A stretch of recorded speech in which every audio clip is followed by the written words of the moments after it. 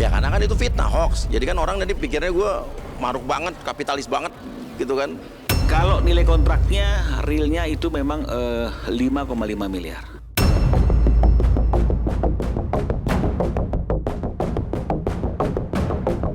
Pemirsa Silet, ada yang sedang mengusik emosi hari-hari artis Uya Kuya.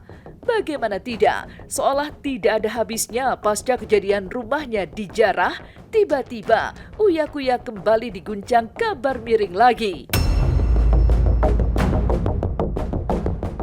Bukan lagi video hoax joget-joget di atas penderitaan rakyat. Yang terbaru, Uya difitnah memiliki 750 dapur MBG. Yang sontak saja membuat Uya geram. Ketika ditemui tim Silet di gedung DPR Senayan kemarin, Uya Kuya menegaskan bahwa kabar tersebut adalah hoax dan fitnah. Sehingga hari Sabtu tanggal 18 April kemarin, Uya Kuya pun sudah melaporkan sederet akun penyebar kabar hoax tersebut ke Polda Metro Jaya. Kenapa ada fitnah dan berita hoax lagi dan terjadi lagi sama saya gitu kan? Karena tiba-tiba saya kaget gitu kan. Sebenarnya berita ini sudah muncul, hoax ini di bulan lalu. Tapi tiba-tiba waktu beberapa hari yang lalu muncul lagi dan ini masif dengan narasi yang sama gitu. Setipe, jadi kayak emang ada yang sengaja menggerakkan ini gitu. Dan itu saya jamin 1000% fitnah dan hoax. Saya jamin 1000% fitnah dan hoax. Ya, saya laporkan ke Polda Metro Jaya di Cyber Polda Metro Jaya di Sabtu malam kemarin. Ini saya tekankan sampai sekarang, sampai saat ini tidak ada satupun dapur MBG yang saya punya. Dipikir buka dapur ini kayak orang jualan cilok di depan-depan sekolah gitu, segampang itu kan enggak gitu kan. Saya aja dengar ya katanya ada orang-orang yang buka dapur satu aja katanya susah.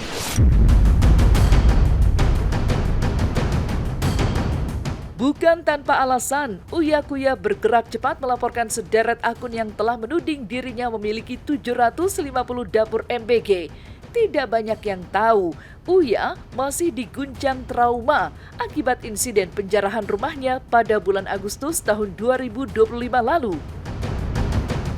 Hingga ketika lagi-lagi Uya Kuya diguncang berita hoax, dan kali ini tentang dapur MBG, Uya pun mengaku bahwa Uya yang sekarang bukan lagi Uya yang dulu. Yang menganggap diam adalah emas, kini Uya memutuskan untuk berubah tegas mengejar pelaku penyebar hoax tentang dirinya sampai ke ranah hukum. Apalagi Cinta dan Nino, kedua anaknya, jadi terguncang sedih gara-gara kabar hoax tersebut. Terus ini apalagi sih Pak, mau apalagi mereka dari kita dibilang kayak begitu. Ya Cinta ya sedih lah pastilah. Karena mereka ngalamin apa yang terjadi sama keluarga kita di bulan Agustus itu kan akibat beredarnya video-video hoax. Ya mengingat kejadian yang kemarin kan difitnah sampai rumah gue dijarah itu kan jahat sekali, zolim ya. Ini kan mereka melakukan hal-hal begini lagi, gue fitnah lagi. Tapi sekarang Uya bukan Uya yang dulu lah, gue nggak tinggal diam itu aja.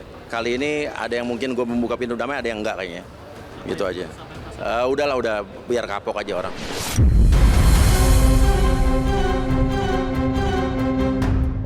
Namun jika tidak ada hoax yang bisa melawan fakta, maka tim Silet pun berusaha membuktikan kebenaran ucapan Uya Kuya bahwa dirinya hanya memiliki satu dapur, yaitu dapur restorannya sendiri.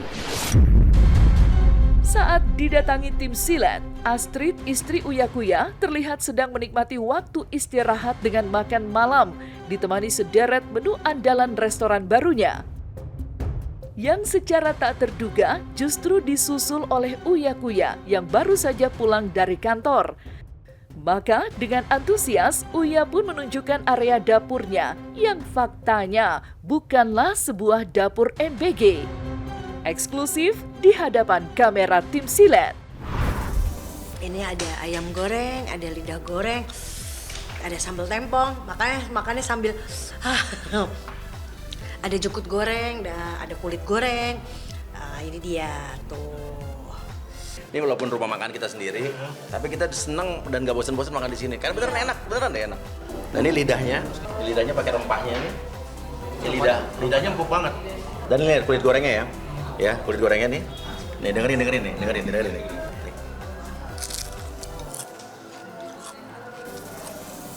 Crunchy kan? Ini lidahnya kita coba ya. Tuh, empuk banget kan? Tuh. Ini sih, karena gue penggemar lidah. Kita lihat.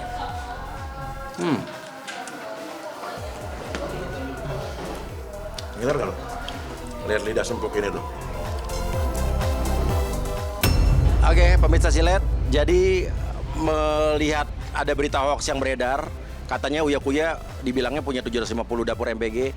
Sampai saat ini saya tidak punya satupun dapur MPG, dan sampai saat ini saya baru punya satu dapur rumah makan. Ini kita masak lidah.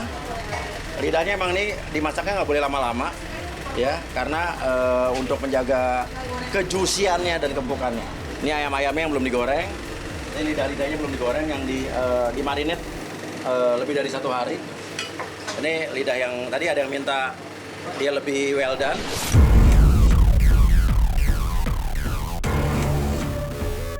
Berbeda dengan Uya Kuya yang diguncang hoax, artis Ruben Onsu justru sedang diguncang aksi dugaan penipuan yang membuatnya menelan kerugian fantastis 5,5 miliar rupiah. Ya, berawal dari niat Ruben berbisnis mukena untuk momen lebaran, Ruben pun berkenalan dengan seorang pria bernama Filipus Suprihatin yang menjanjikan bisa menjadi perantara antara Ruben dengan pabrik yang memproduksi mukena. Tapi sayang, hingga lebaran berlalu, mukena yang dijanjikan sama sekali tidak ada. Ruben pun kian sadar telah ditipu ketika Filipus mendadak menghilang bersama dengan uang investasi Ruben sebesar 5,5 miliar rupiah. Habis sudah tapal batas kesabaran Ruben karena uang dalam jumlah fantastis tersebut membuat sejumlah bisnis usaha Ruben merugi dan mengalami macet cash flow yang terpaksa membuat Ruben mengunggah foto Filipus pada akun sosial media miliknya sekaligus mengambil ancang-ancang hukum. Bisnis mukena punya kita. Tuh, bagus banget. Mau coba pakai set mah? Bayarnya berapa? Nih, coba. Apa pakai kainnya juga? Uben pakai heboh. Nggak mau. Tapi warnanya bagus. Mau, Tapi warnanya bagus ya? Bagus. Bagus kan? Ini yang traveling ini. Tuh, Neng. Cakep, Neng, yang traveling. Filipus ini mengatakan bahwa dia bisa mengenalkan atau menjadi jembatan bagi Ruben dengan sebuah PT berkaitan dengan rencana untuk memproduksi mukena. Kalau nilai kontraknya realnya itu memang 5,5 miliar. 5,5 miliar. Awalnya Ruben masih berharap bahwa ada etikat baik.